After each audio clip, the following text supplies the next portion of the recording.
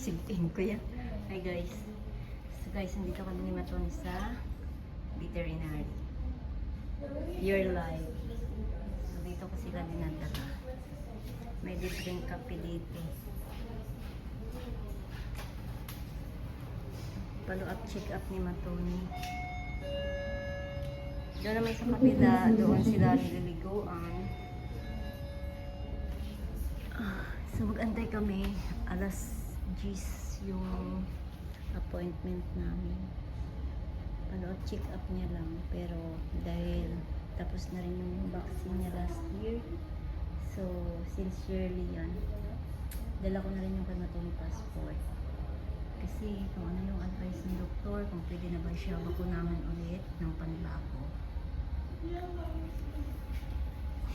Pabakunahan ko na lang.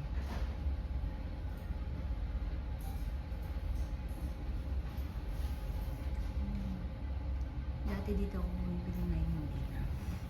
Kasi may in-orderan ako online.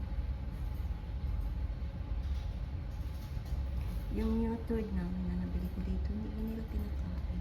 Pati yung isang ginatay. Ito yung dito guys. Ito yung clinic nila, ay pharmacy. Pwede ka rin dyan ng kape. Nagkape kasi ako sa bahay. Nag-steam ako ng siupaw, may nabili ako sa West. So, antay tayo. Matoni. Tuti! Yata ka, Tuti.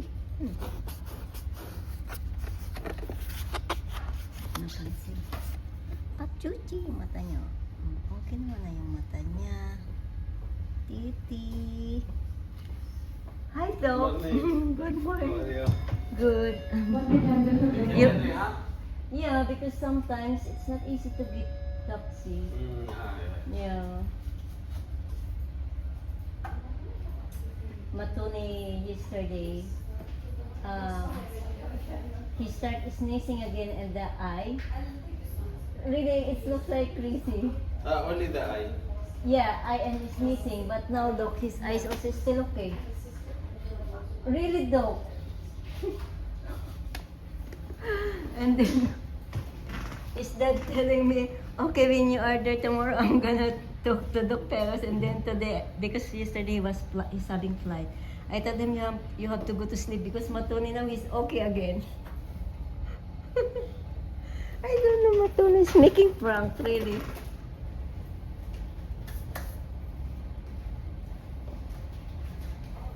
This is the pranker, Matoni. Tony!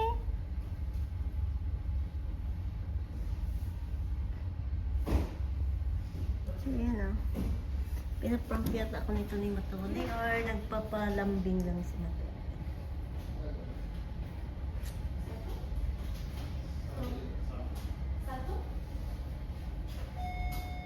One nurse available to receive from Sato, please. Bilang ko dito si Matoni ng gate food. Mamanya pala.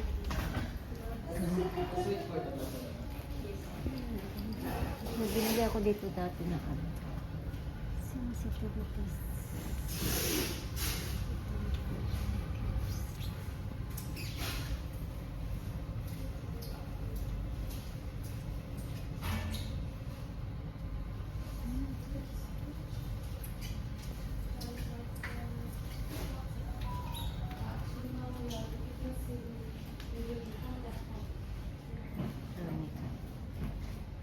Chuchi.